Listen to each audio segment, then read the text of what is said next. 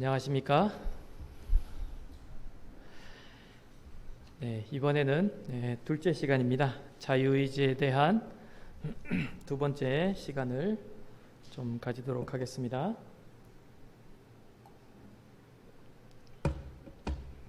다 같이 성경 요한복음 17장 3절에 있는 말씀을 다 같이 보시겠습니다. 요한복음 17장 3절에 있는 말씀입니다. 요한복음 17장 3절에 보면 영생은 곧 유일하심 참 하나님과 그가 보내신 자 예수 그리스도를 아는 것이니이다. 자, 영생은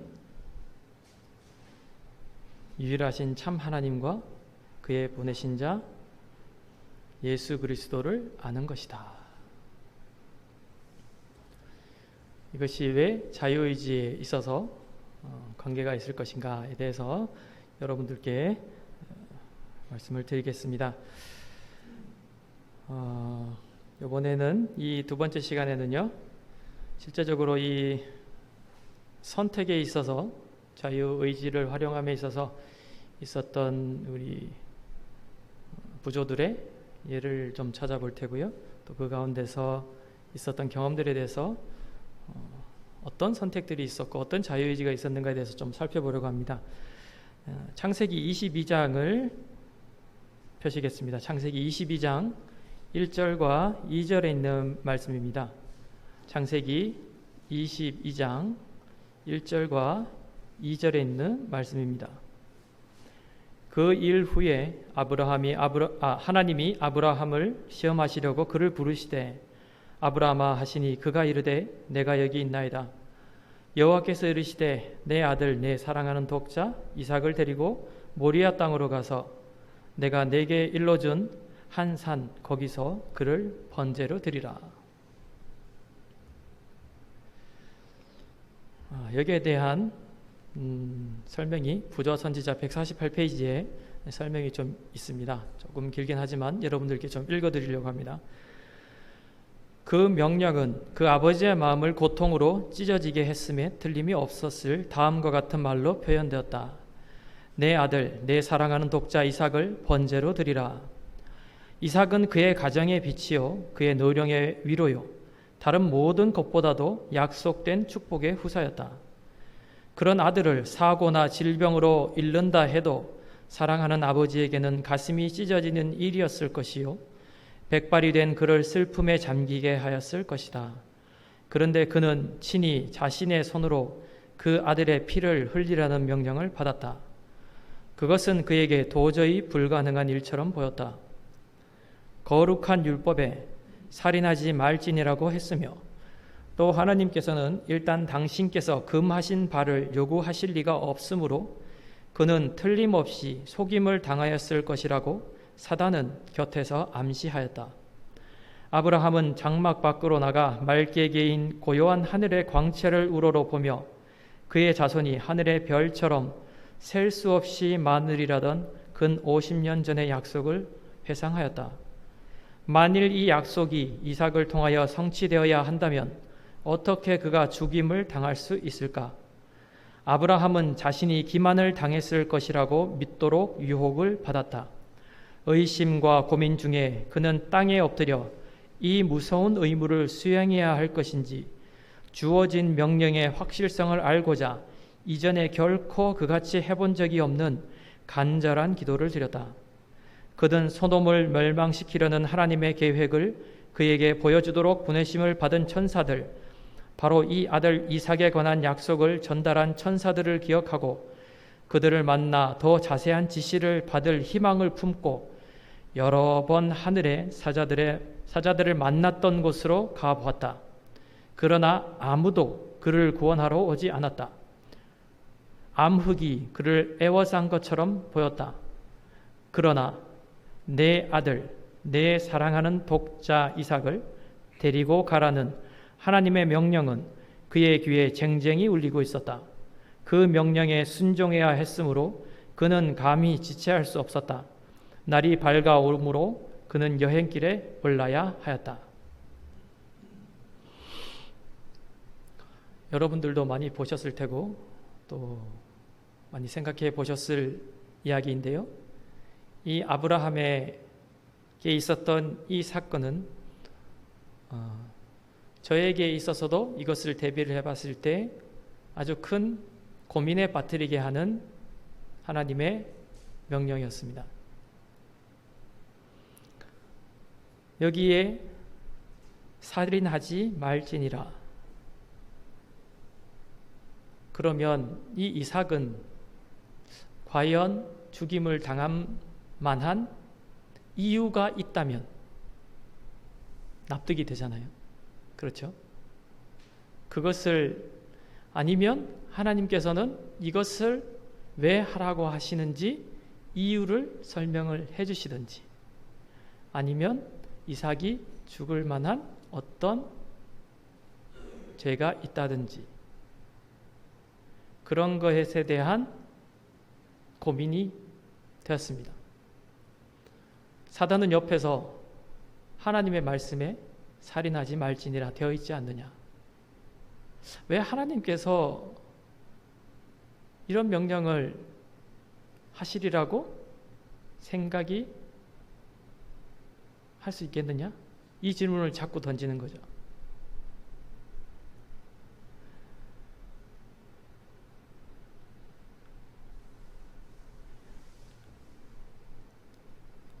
이 이삭은 그의 자녀고 사랑하는 자고, 그리고 또 하나님의 약속된 축복의 후사였습니다. 그런데 왜 생명이 끊어짐으로 이어지지 못하게 될 그 상황을 하나님께서는 명령하셨을까? 아브라함은 이 부조와 선지자에서는 설명하기를 나중에는 결론이 하나님께서 약속하셨기 때문에 부활시키실 것이다 라는 그런 믿음을 가지고 있다는 설명도 나오죠. 네, 하나님의 말씀을 통해서도 우리가 그것을 알 수가 있는데, 하지만 왜 이것을 하라고 했을까? 그것을 생각을 해볼 수는 있습니다. 사람은, 그죠? 저도 생각을 해봤고요. 하지만 아브라함은 이것에 대해서 할 것인지 하지 말 것인지에 대한 선택을 해야 했습니다. 그래서 무엇인가 내가 아브라함이 원하는 무언가 만족할 만한 그 대답을 기다렸어요. 그래서 예전에 하나님의 사자들을 만났던 곳으로도 가보고, 또 하나님께도 기도해보고, 그의 의문 그리고 고민 이런 것을 하나님께 아뢰는데 아무도 그를 구원하러 오지 않았고, 그의 귀에 들리는 것은, 쟁쟁하게 들리는 하나님의 명령은 내 아들, 내 사랑하는 독자 이삭을 데리고 가라. 네. 우리는 살아가면서 어떤 때는 선택을 하는 데 있어서 타당성을 가지고 선택을 하고, 또 내가 옳다고 생각하는 납득할 만한 이유를 찾고, 그래서 선한 선택을 합니다. 혹은 내가 납득이 안 되더라도 타인이 납득할 만한 이유를 던져주거나, 우리가 서로 모두가 납득할 만한 일이 있다면 이해가 되지 않더라도 선택을 하죠. 살아가는 데 있어서 그런 선택을 하는데, 이 아브라함 같은 경우에는 그가 순종해야 했던 것은 도저히 사람의 이론으로는 이해할 수 없었던 하나님의 명령에 대한 순종을 할 것이냐 라는 거죠. 하지만 하나님께서는 이 아브라함에게 이 선택을 통해서 뜻하신 바가 있어서 그것을 통해서 그가 결론적으로는 이삭을 잃어버리지 않는 결과를 모두들 아실 것입니다.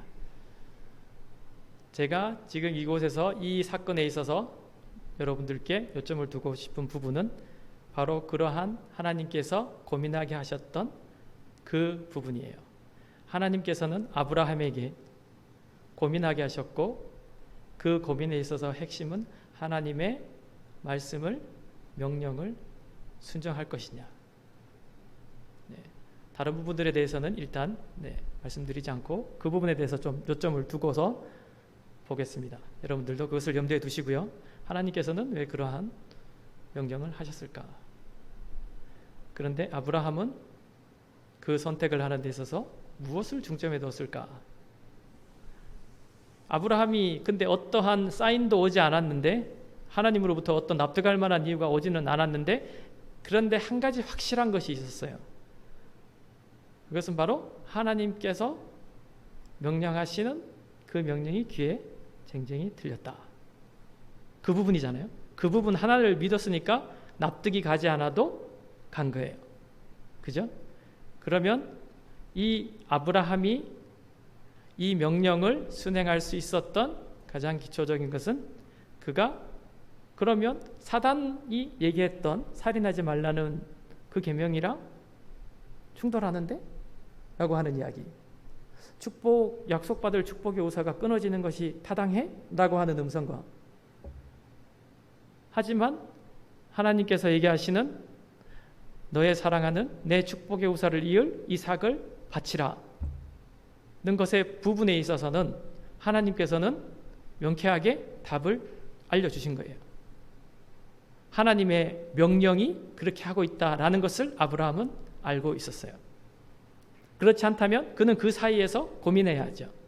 하지만 그가 고민해야 했던 부분은 그의 하나님의 말씀에 이르러 오는 것을 순종할 것이냐 말 것이냐, 하나님이 알려주시는 것에 대해서 순종할 것이냐 말 것이냐, 이 부분이었어요. 근데 사단이 공격했던 부분은 그것이 논리에 타당하냐, 생각 좀 해봐, 이 부분이에요. 하지만 아브라함이 그가 믿음으로 항상 하는 것은 믿음의 순종, 하나님께서 알려주신 그 명령을 순종했다는 부분이죠. 자, 그렇기 때문에 그는 그 목소리가 쟁쟁이 들려왔기 때문에 지체하지 않고 날이 밝는 바로 그때 여행길에 올라오는 선택을 합니다. 자, 이제 다음으로 좀 얘기를 넘어가겠습니다. 아브라함보다는 좀 어떻게 보면 쉬운 선택일까요? 사도행전 10장 가보겠습니다. 사도행전 10장 12절에 보면 베드로가 고넬료를 만나는 사건이 있습니다. 거기에서 하나님께서 보자기를 통해서 부정한 동물을 주시면서 베드로야 일어나 잡아먹으라. 베드로가 이르되 주여 그럴 수 없나이다. 속되고 깨끗하지 아니한 것을 내가 결코 먹지 아니하였나이다 한데, 또 두 번째 소리가 있으되 하나님께서 깨끗하게 하신 것을 내가 속되다 하지 말라 하더라. 이런 일이 3번 있은 후 그 그릇이 곧 하늘로 올려져 가니라.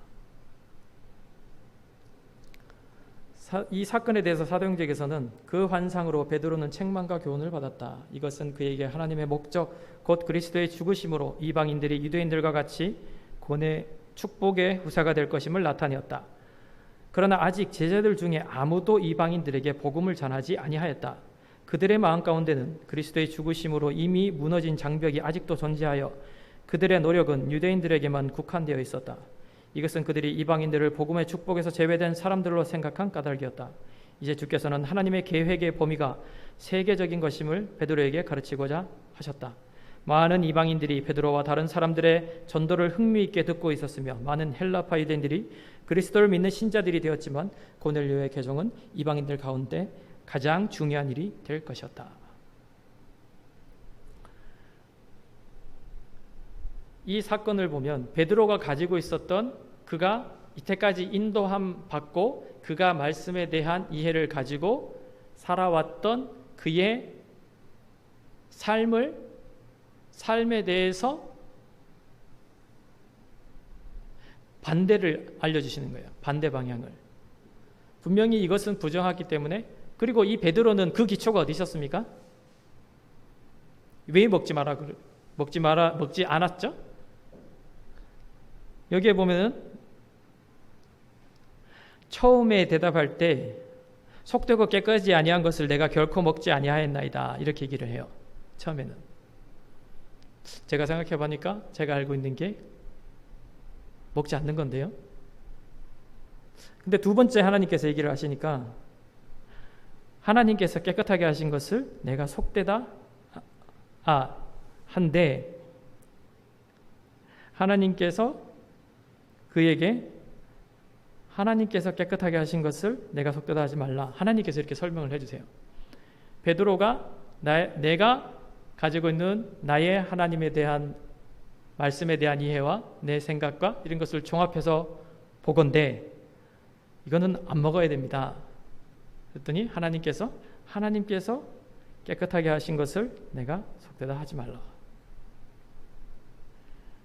그러니까 내가 가지고 있는 것과 하나님의 알려주시는 것이 충돌이 일어나는 거죠. 근데 내가 가지고 있는 이것도 베드로도 먹지 않는 기초는 하나님의 말씀이었던 거죠. 본인은. 그렇기 때문에 여기서 고민을 하게 되는 거예요. 베드로도. 자, 하지만 하나님께서는 그 교훈을 통해서 베드로를 책망하시고 교훈을 주셨다. 그래서 그는 한 발 더 나아가서 진리에 대한 이해가, 하나님께서 계획하신 그 사업에 대한 이해가 더 넓어지는, 그의 영적인 눈이 더 밝아지는 일이 일어납니다. 그 계기를 통해서요. 이때까지만 해도 여기 말씀에 나와 있듯이 이 유대인, 이 제자들도 이방인에 대한 전도를 하는 것이 아직은 이해되지 않았죠. 그렇기 때문에 이 사건은 굉장히 중요한 계기가 됩니다.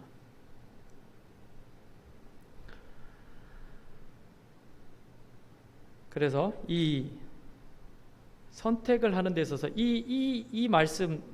우리가 하나님의 말씀이 우리의 생각보다 우선시 되어야 하고, 그것이 올바르게 산다는 이 이야기는 우리는 너무나 어떻게 보면 당연한 것으로 생각이 들지도 몰라요.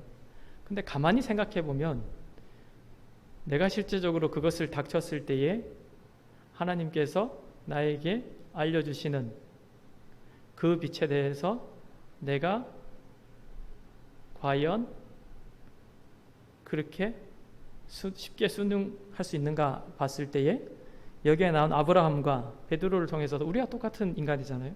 그리고 그들도 하나님의 구조로서, 하나님의 노릇들로서 그들도 그것에 대해서 고민을 합니다. 하지만 우리도 사실 닥치면 그러한 생각을 할 수가 있게 되는 거죠. 그런데 그 가운데서 알려주시는 것은 확실히 하나님께서는 아브라함에게도 하나님의 말씀이라는 것을 알려주셨고, 베드로에게도 하나님께서 말씀하신다는 것을 베드로가 이해했기 때문에 그가 그 교훈을 통해서 깨닫게 됩니다.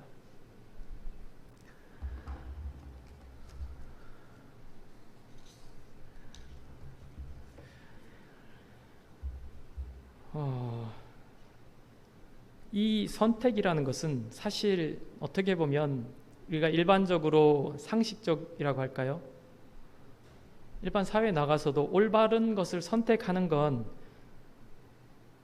올바른 게 있고 옳지 않은 게 있어서 그것을 올바른 것을 선택하는 건 일반 사람들한테도 이해가 되잖아요. 예를 들어서 두 가지 종류가 있는데 어떤 것이 좋은 것이 있다. 그러면 그것을 선택을 해야 된다. 그러면 우리가 살아가면서도 나를 위해서 사는 것보다 남을 위해서 살아야 한다는 두 가지가 있을 때 어떤 한 것을 선택을 하면 그게 지지를 받아요. 그렇기 때문에 우리가 나가서도 하나님의 백성들이 어떠한 일반 사람들에게도 이해될 만한 좋은 일을 하면 그것에 대해서 지지를 받잖아요. 그죠? 그런데 그게 최종 목표예요. 세상에서는 어떠한 올바름과 올바르지 않음이 있는데 우리 모두가 납득할 만한 올바름이 있는 것을 선택을 하면 거기서 끝이 납니다. 왜냐하면 올바른 선택을 했으니까요. 근데 우리가 방금 읽었던 부조들의 경험이라든지 우리가 살아가는 데 있어서 이 선택이라는 건 많은 선택하는 부분들이 있어요. 그리고 그 가운데서는 많은 조건들이 있고 생각지 못한 환경들이 존재를 합니다. 근데 일반적인 일반적인 생각에 있어서는 선택이 거기서 올바른 것을 하면 끝나지만 우리는 그것보다 더 우선시되고 더 큰 목적이 있는 것이 아닌가. 이 노독들의 경험을 봤을 때에 저는 그런 생각을 가지게 되었습니다. 그것에 대해서 쭉 이렇게 말씀을 좀 드리고 싶은데요. 출애굽기 24장 3절에 보시면 모세가 와서 여호와의 모든 말씀과 그 모든 율례를 백성에게 고하매 그들이 한 소리로 응답하여 가로되 여호와의 명하신 모든 말씀을 우리가 준행하리이다.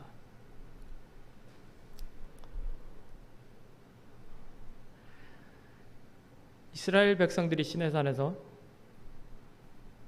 하나님과 약속을 하고 그것을 할 때에 이스라엘 백성들이 이 언약의 약속들을 할 때에 그들이 했던 대답은 우리가 이 하나님의 말씀을 준행하리이다.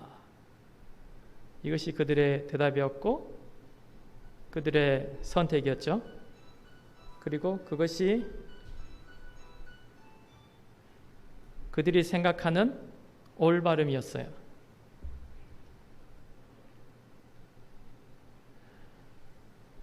그런데 부조와 선지자에 보면 하나님께서는 그들을 신의 광야로 인도하사 당신의 영광을 나타내 보이시고 그들에게 순종을 조건으로 큰 축복을 약속하시면서 당신의 율법을 주셨다. 너희가 내 말을 잘 듣고 내 언약을 지키면 너희가 내게 대하여 제사장 나라가 되며 거룩한 백성이 되리라. 백성들은 그들의 마음의 죄악과 그리스도 없이는 그들이 하나님의 율법을 지킬 수 없다는 것을 인식하지 못하면서도 선뜻 하나님과 언약을 맺었다. 자신들의 의를 세울 수 있으리라는 생각으로 그들은 여호와의 모든 말씀을 우리가 준행하리이다라고 선언하였다.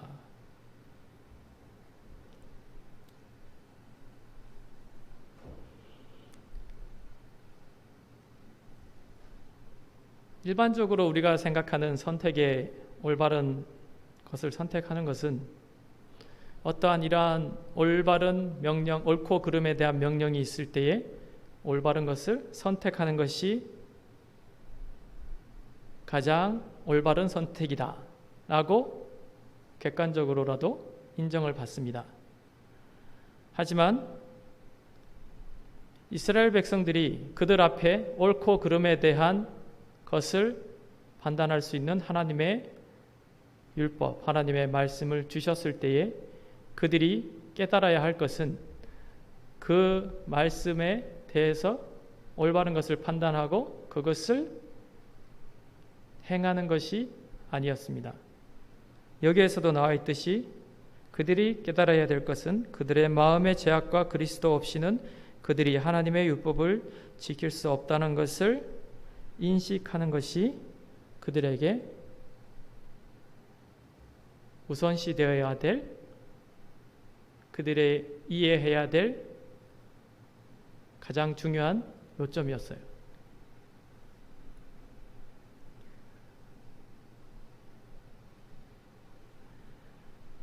옛 언약의 조건은 순종하라 그리하면 살리라 했다. 사람이 이를 행하면 그로 인하여 살리라. 새 언약은 더 좋은 약속, 즉 죄의 용서의 약속과 마음을 새롭게 하고 마음을 하나님의 율법의 원칙과 일치하게 하는 하나님의 은혜의 약속 위에 세워졌다. 나 여호와가 말하노라. 그러나 그날 후에 내가 이스라엘 집에 세울 언약은 이러하니 곧 내가 나의 법을 그들의 속에 두며 그 마음에 기록하여 내가 그들의 죄악을 사하고 다시는 그 죄를 기억지 아니하리라. 돌판에 새겨진 같은 율법이 성령에 의하여 마음판에 기록된다. 자신의 의로움을 세우려 하는 대신 우리는 그리스도의 은혜를 통하여 우리 마음에 기록된 하나님의 율법에 순종하는 생애를 살 것이다. 그리스도의 영의 임재로서 우리는 그분께서 행하신 대로 행할 수 있다. 그러니까 우리가 선택하고 자유의지를 활용함에 있어서 깨달아야 될 가장 우선시 되어야 할 이해는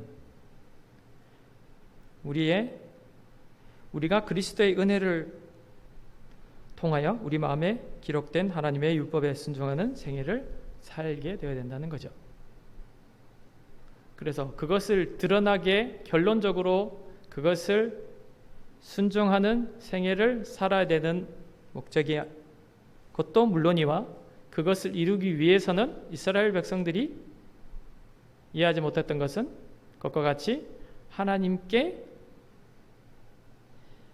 율법을 지킬 수 없다는 것을 인식하고 우리에게 그리스도가 필요하다는 것을 알아야 된다는 거죠. 자, 어떻게 보면 이 앞에 말씀드렸던 이러한 것들이 너무나 당연하게 어떻게 보면 들리실지도 모르겠습니다.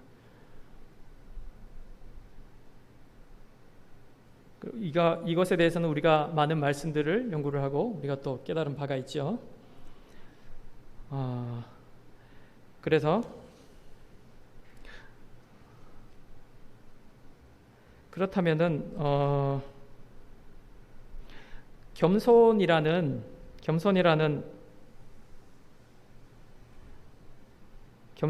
한 우리의 품성의 한 특징에 대해서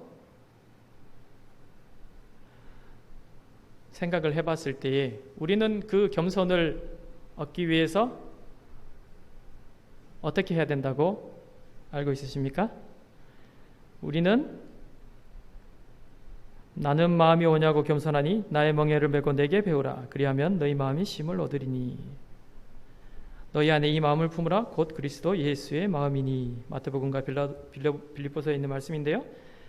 하나님께서는 우리에게 이것에 대해서 배우기 위해서, 겸손에 대해서 알기 위해서 하나님께 나오라 이렇게 알려주시고 있습니다.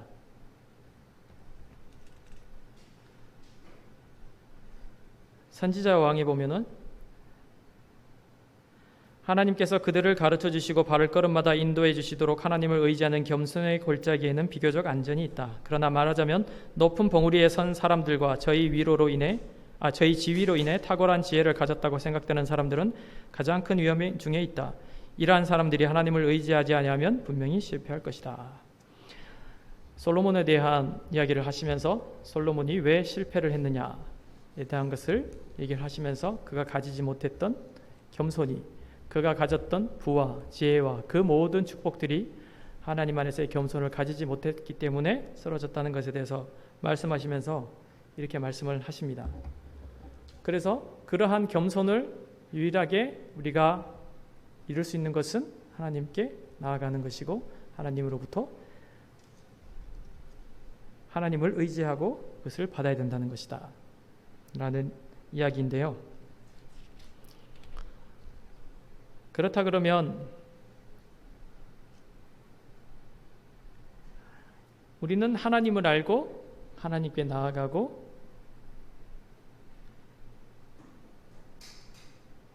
하나님 안에서 우리가 하나님을 의지하는 삶을 살아야 된다는 것을 우리는 알고 있습니다.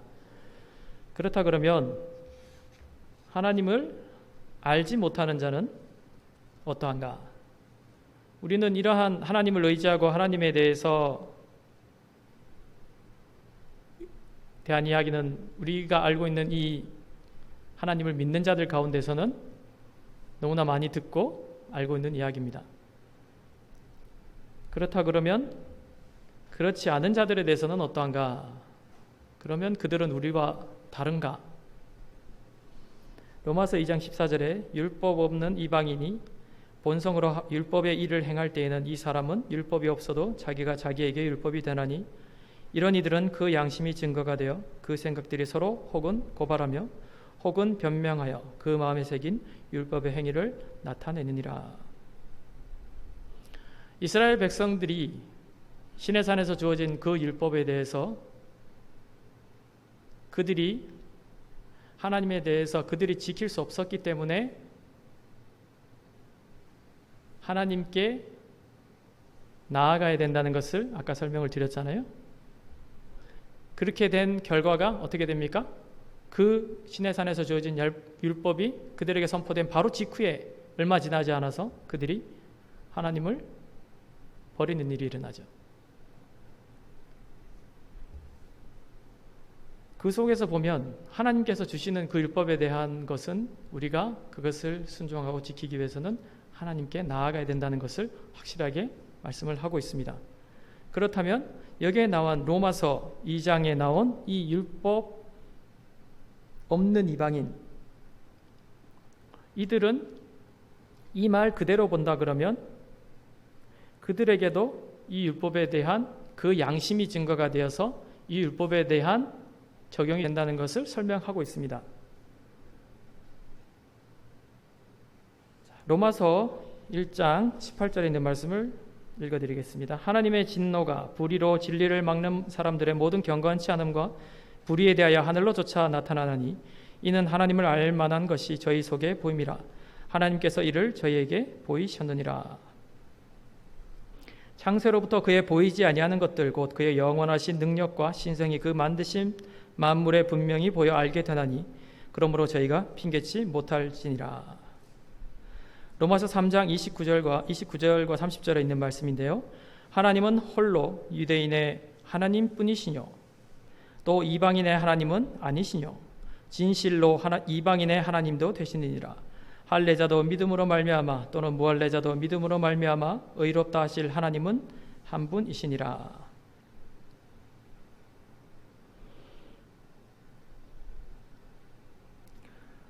부조와 선지자 59페이지에 보면요. 죄의 저주 아래서 자연의 모든 만물은 하나님께 대한 반역의 특성과 결과에 대하여 사람에게 증가할 것이었다. 하나님께서는 사람을 만드실 때에 그를 땅과 그 가운데 있는 모든 생물을 다스릴 통치자로 창조하셨다. 아담이 하늘의 충성을 유지하는 동안에는 천연계의 만물이 그에게 복종하였다. 그러나 그가 하나님의 율법을 반영하였을 때 하등의 피조물들이 그의 다스림에 반기를 들었다. 이렇게 하여 여호와께서는 당신의 크신 자비 가운데 당신의 율법의 신성성을 사람들에게 보여주시고 그들 자신의 경험을 통하여 가장 사소한 정도라도 그것을 도외시하면 위험하다는 것을 보여주시고자 하셨다.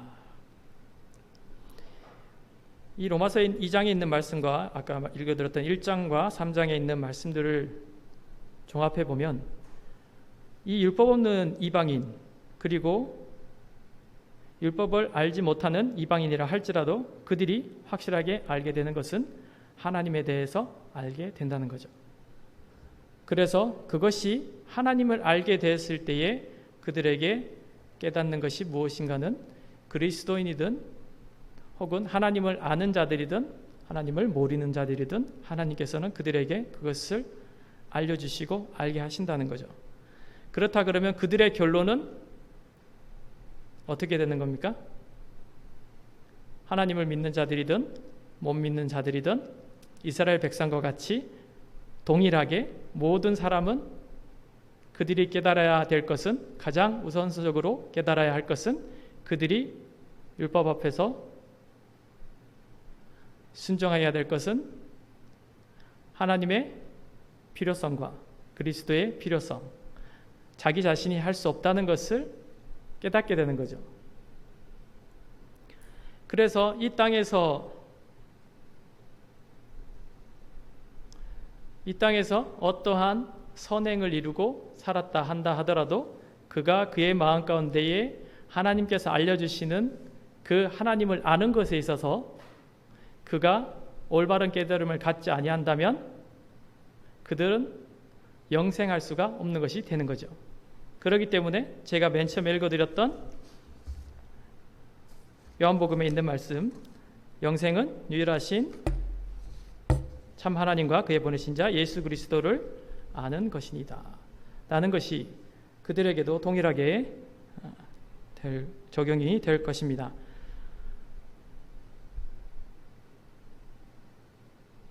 탕자의 비유에서 보면, 탕자의 비유를 보면 누가복음 15장에서 탕자의 비유에서 보면은 이 첫째 아들에 대한 얘기에서 보면은 이 첫째 아들이 그가 불평을 하면서 아버지께 내가 여러 해 아버지를 섬겨 명을 어김이 없거늘 내게는 염소 새끼라도 주어 나와 내 벗으로 즐기게 하신 일이 없더니 아버지의 살림을 장녀들과 함께 삼켜버린 이 아들이 돌아오매 이를 위하여 살찐 송아지를 잡으셨나이다. 부조와 선지자 209페이지에는 여기에 나오는 맏아들은 세리와 죄인으로 간주되던 사람들을 업신여기던 그리스도 당시에 회개하지 않는 유대인과 각 시대의 바리새인과 같은 사람들을 대표한다. 그들은 저희 자신이 그다지 큰 죄를 짓지 않았기 때문에 스스로 의롭다는 생각을 갖는다. 만약 율법을 가지지 않은 이방인이라 할지라도 그가 이 첫째 아들과 같이 아버지의 밑에 있어서 그 아버지의 명령을 순종하는 것처럼 보일 수도 있습니다. 하지만 여기에 보면 각 시대의 바리새인이라고 얘기를 했는데요. 이것은 그 사람들이 드러냈던 그러한 순종하는 것처럼 마치 하나님의 명령을 순종하는 것처럼 보일지 모르나 그들이 최종적으로 알아야 될 것은 하나님을 올바르게 깨닫는 것, 그들이 이스라엘 백성들이 최우선적으로 깨달아야 했던 그 진리가 그들에게도 똑같이 적용이 되어야 된다는 것입니다.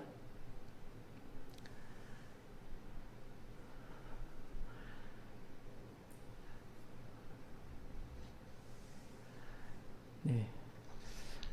그래서 이 하나님의 율법이 하나님의 말씀을 혹은 하나님의 말씀이 모두에게 전달되지 않는 사람이라 하더라도 그것을 굳이 듣지 않은 사람이라 하더라도 그런 하나님의 말씀을 들은 사람이든 듣지 못했던 사람이든 그들이 깨닫는 것은 하나님을 알아야 할 것이고 하나님 앞에서 그들이 올바르게 살아가기 위해서는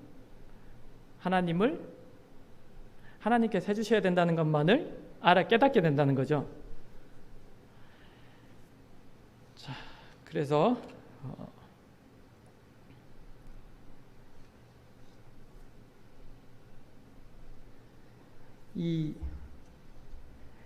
제가 지난 시간에 방금 전에 시간에서도 이 이스라엘 백성들 가운데서 있었던 고라와 다단과 아비람의 그 죄에 대해서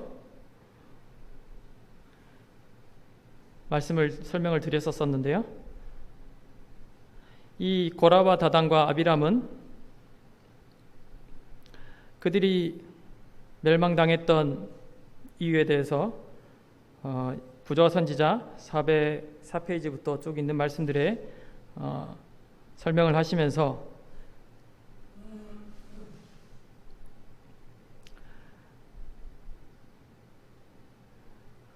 그들의 운명을 확정한 것은 바로 이러한 행위였다. 여기에는 이제 고라 이후에 그 이스라엘 백성들의 운명을 이스라엘의 속임을 당한 사람들도 죽임을 당한 것에 대해서도 설명을 하시면서 그들의 운명을 확정한 것은 바로 이러한 행위였다. 그들은 성령을 거역하는 죄를 범했다. 그 죄로 말미암아 실제로 사람의 마음은 하나님의 은혜의 영향력을 받지 못하도록 강팍하게 된다. 그리스도께서는 누구든지 말로 인자를 거역하면 사하심을 얻되 누구든지 말로 성령을 거역하면 사하심을 얻지 못하리라고 말씀하셨다. 이 말씀은 우리 구주께서 당신이 하나님의 능력을 통하여 이루신 은혜스러운 일을 유대인들이 바알세불로 말미암은 것으로 간주했을 때에 말씀하셨다. 하나님께서 사람과 교통하시는 것은 성령의 역사를 통하여서이다. 그런데 이 역사를 사단의 것이라고 고의로 거절하는 사람들은 자신의 영혼과 하늘 사이의 통로를 차단해 버리는 것이다. 하나님께서 당신의 영을 나타내심으로 죄인들을 책망하시고 죄를 깨닫게 하신다. 그러나 성령의 역사가 마침내 거절당하면 하나님께서 더 이상 그 영혼을 위하여 아무것도 하실 수 없으시다. 하나님의 긍휼의 마지막 방편이 끝난 것이다. 범죄들은 하나님께로부터 끊어지고 죄는 그 자체를 지휘할 방법이 없다.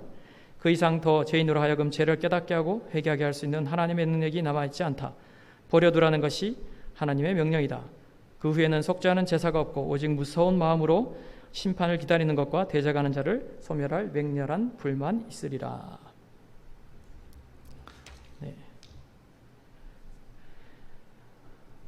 그래서 우리가 하나님을 알지 못하고 그냥 착하게 살면 되지 않느냐, 이런 얘기 참 많이 들어요. 하나님을 몰라도 그냥 누가 봐도 올바르게 살아가면 뭐 천국에 간다는 얘기 흔히 하잖아요. 착하게 살면 천국에 간다는 이런 이야기들이 너무나 사람 일반적인 얘기 가운데서도 우리가 납득을 하고 또 그런 것에 대해서 많이 듣기도 하는데, 이러한 것들을 우리가 좀 더 깊이 생각을 해본다면 그러한 진짜 착하게 살아야 되는 것을 진짜 노력하는 사람이라면 그가 알게 될 것은 그가 율법과 하나님의 말씀과 하나님 앞에서 서게 될 것이라는 것이 하나님을 아는 사람이든 모르는 사람이든 동일하다는 거죠. 그러면 그들은 그 자신이 할 수 없다는 것을 깨달아야 된다는 거죠. 하지만 이 우리의 살아가는 데 있어서는 그게 그 도착되어야 될 그 목적 지점이 아닌 그 착하게 살게 되는 그 한 부분만을 삶으로써 다 된 것이다 라는 초점에 맞추다 보면 그곳에서 얘기를 하니까 굳이 하나님 알지 않아도 되지 않느냐, 이러한 것들을 믿게 되는 거죠.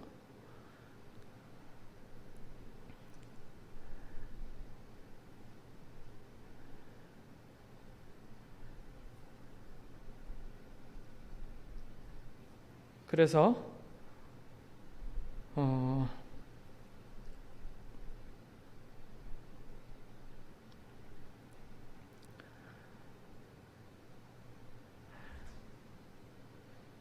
여기 교육에 있는 말씀을 좀 읽어드리겠습니다. 교육 301페이지에 창세시에 에덴에 설립되었던 학교와 내세의 학교 사이에는 인류의 범죄와 고난, 거룩하신 희생, 죽음과 죄에 대한 승리 등의 세상 역사의 온 범위가 다 포함되어 있다. 에덴의 학교 사정들이 다 그대로 내세의 학교에 재현되지는 않을 것이다. 선악을 알게 하는 나무가 유혹하지도 않을 것이요, 그곳에는 유혹하는 자도 없고 악의 가능성도 없을 것이다. 모든 사람은 이미 악의 시련을 이긴 사람들로서 아무도 악의 힘에 움직이지 않는다. 이는 그에게는 내가 하나님의 낙원에 있는 생명나무의 과실을 주워 먹게 하리라 고 예수님께서는 말씀하셨다. 에덴의 생명나무는 조건부로 주신 것이었으나 결국 그 조건은 취소되었다. 그러나 내세의 선물은 절대적이요 영구적인 것이다. 선지자는 하나님과 및 어린 양의 보좌로부터 나온 수정같이 맑은 생명수의 강과 광 좌우에 생명나무가 있는 것을 보았다. 다시 사망이 없고 애통하는 것이나 곡하는 것이나 아픈 것이 다시 있지 아니하리니 처음 것들이 다 지나갔음이로라.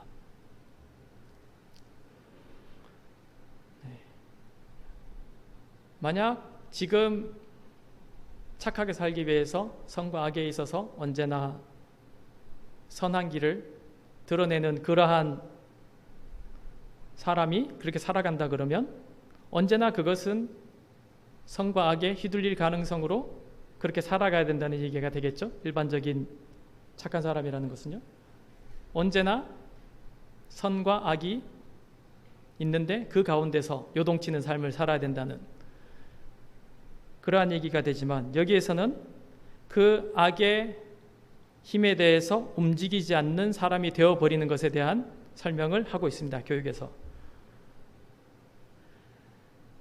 그래서 이러한 것들을 이루는 데 있어서 하나님께서 알려주시는 것은 유일한 길은 인간에게서 나오는 것이 아니라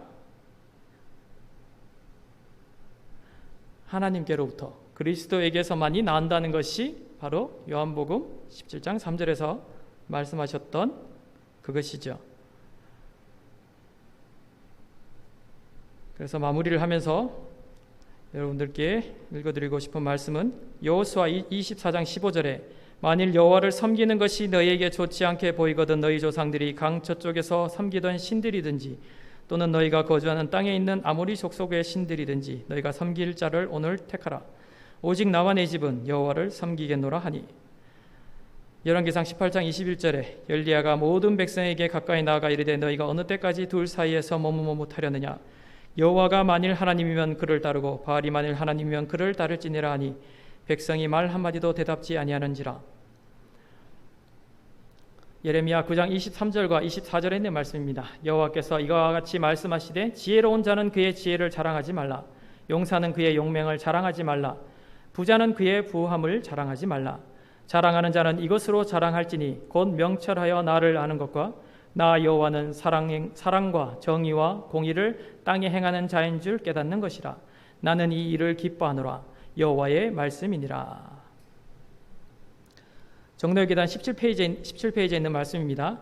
만일 사람이 타락한 인류를 위하여 소망과 도움의 유일한 근원이 되시는 자를 무시하면 인류 진보의 이상이나 인류 향상을 위한 모든 노력은 다 헛된 것이 될 것이다.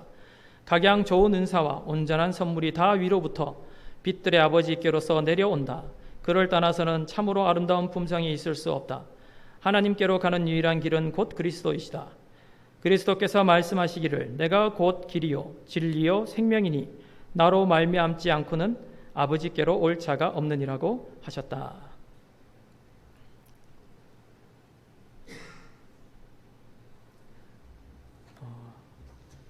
마무리를 하면서요, 우리가 참으로 깨닫고 우리가 이해하는 것은 이 땅에 있는 모든 인류에게 하나님께서는 생명을 주시는 자시죠. 모든 유대인이든 이방인이든 하나님께서는 우리 온 인류의 하나님이 되십니다. 그렇기 때문에 우리가 진리를 깨닫고 그리고 올바름을 깨닫고 또 생명을 얻고 이러한 모든 것들을 하기 위해서는 유일한 길은 곧 그리스도 뿐이시다.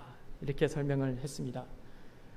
그래서 우리가 이 땅에서 살아가는 동안에 우리가 알아야 할 것은, 우리가 깨달아야 할 것은 우리가 하나님에 대해서 알고 하나님께서 우리에게 어떻게 알려주시는지, 목자의 음성을 아는 양과 같이 우리가 하나님을 똑바로 알고, 그리고 아브라함과 베드로와 같이 그러한 우리도 동일한 인간입니다.